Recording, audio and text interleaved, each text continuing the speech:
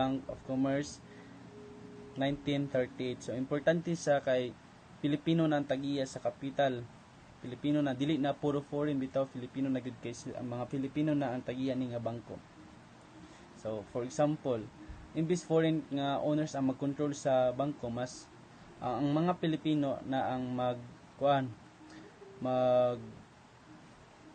sila na ang mag-control kay siyempre mga Pilipino naman ang tagiya ni nga bangko. So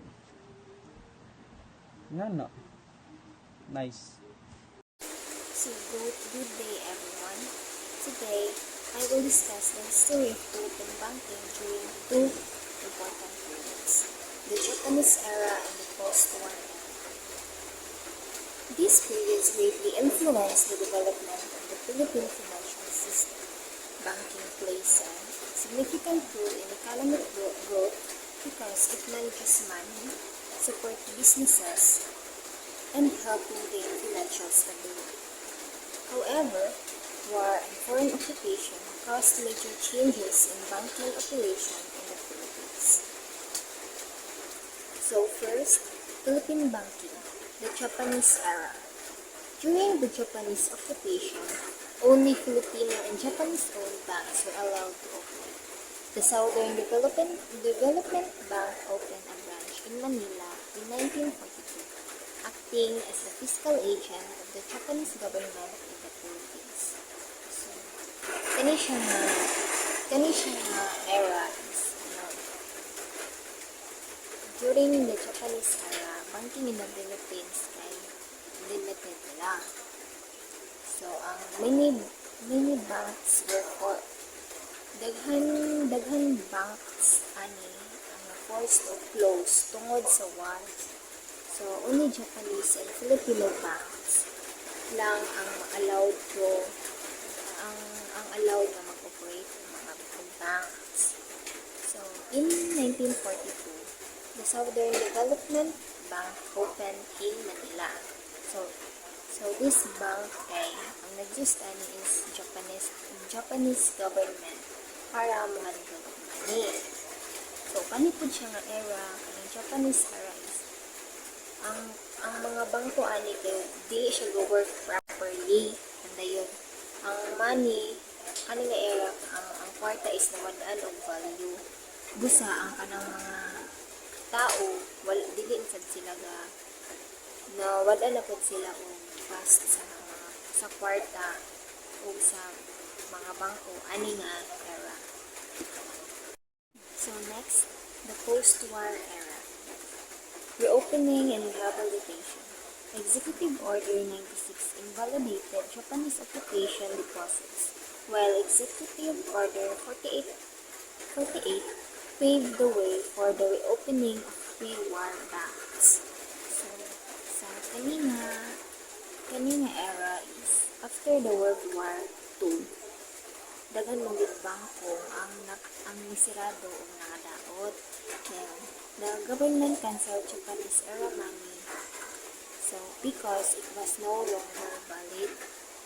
So, ang kanang mga old banks na nag-exist na before sa war, they were allowed to open again. So, nag-open sila utro.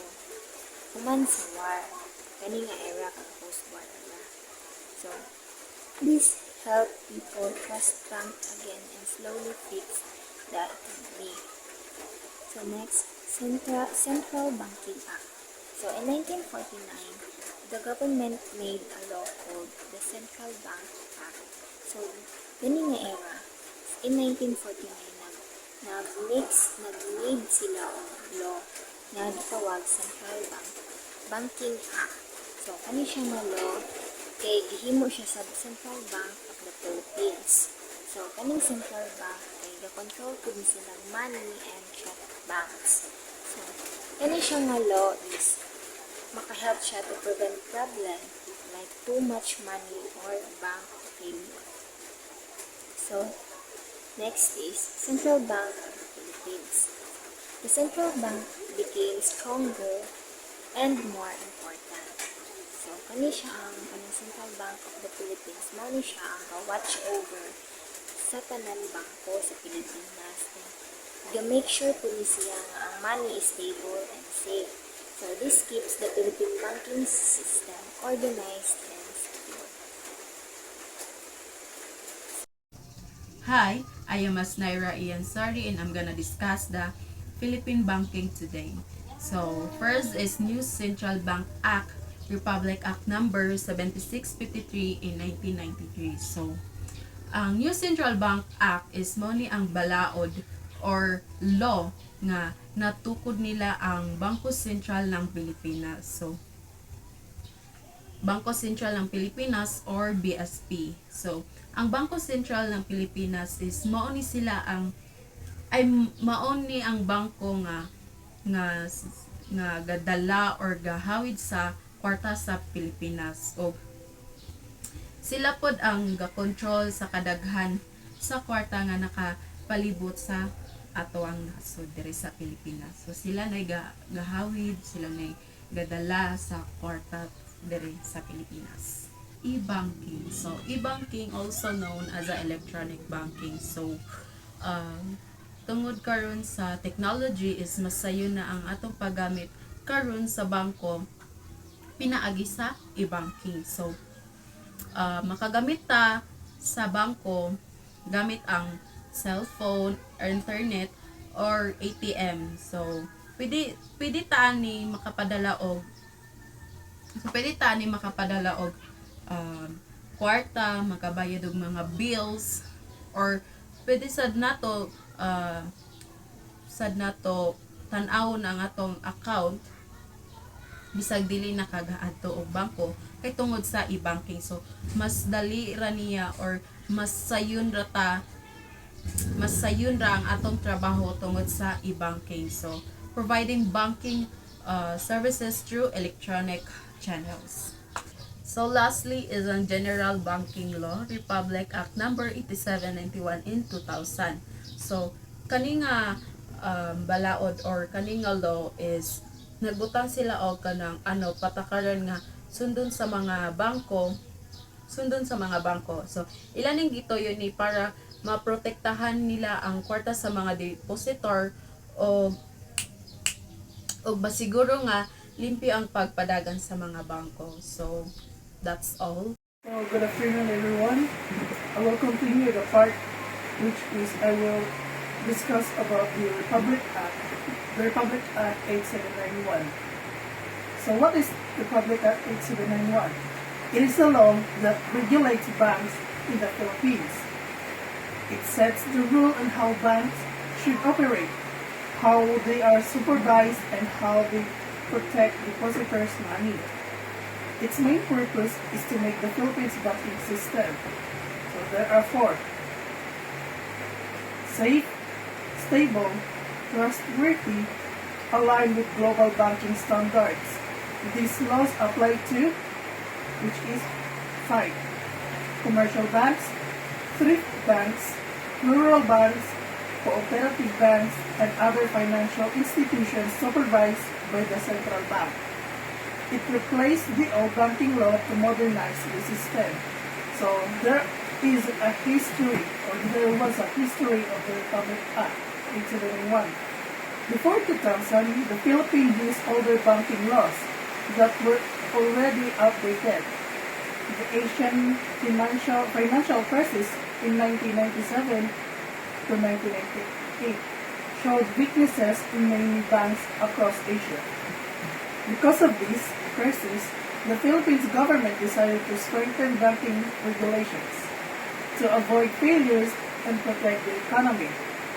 Congress created a new law to improve supervision, capitalization, and transparency of banks. Signed into law in May 23, year 2000. President at that time is Joseph Estrada. So, Republic Act 8791 was created to modernize the banking system and make it stronger after financial crisis. So, who implemented the Republic Act 8791? The main agency that implements the enforcement of this law is the BSP, or the Bangko Sentral ng Pilipinas. The BSP is the Central Bank of Philippines. It is responsible action. So who implemented the Republic Act 8791? The main agency that implements and enforces the law is the BSP, which is the Bangko Sentral ng Pilipinas. The BSP is the Central Bank of the Philippines. It is responsible for supervising banks, issuing banking news. So the BSP is the Central Bank of the Philippines. It is responsible for supervising banks, issuing banking news, ensuring banks follow Republic Act 8791, protecting depositors, and maintaining financial stability. So other supporting institution is the Monetary Board, the policy-making body of the BSP. So there are other supporting institutions. First is the Monetary Board, the policy-making body of the BSP. Second is the PDIC, the Philippine Deposit Insurance Corporation, to protect the depositors. So, in summary, RA 8791 is the General Banking Law of 2000. Purpose, regulate and strengthen banks in the Philippines. Signed by President Joseph Estrada in the year 2000. Implemented by BSP. And reason created was to modernize banking and prevent financial crisis. Hi everyone, today I will discuss the types of banks. Banks play a critical role in the financial system. The types of banks in existence vary based on their structure and functions. This presentation explores the different types of banks, covering their key characteristics and roles within the financial landscape.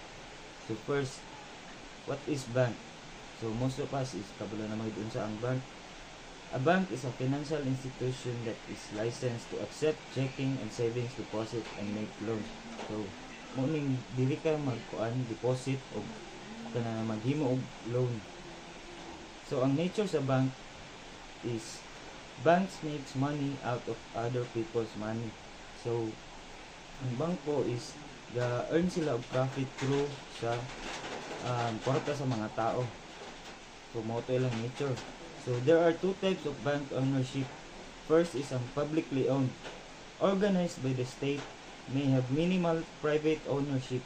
So, ang public company is i-own sila sa mga shareholders, promoters, and general investors. So, tibali, kuan gini sa publicly.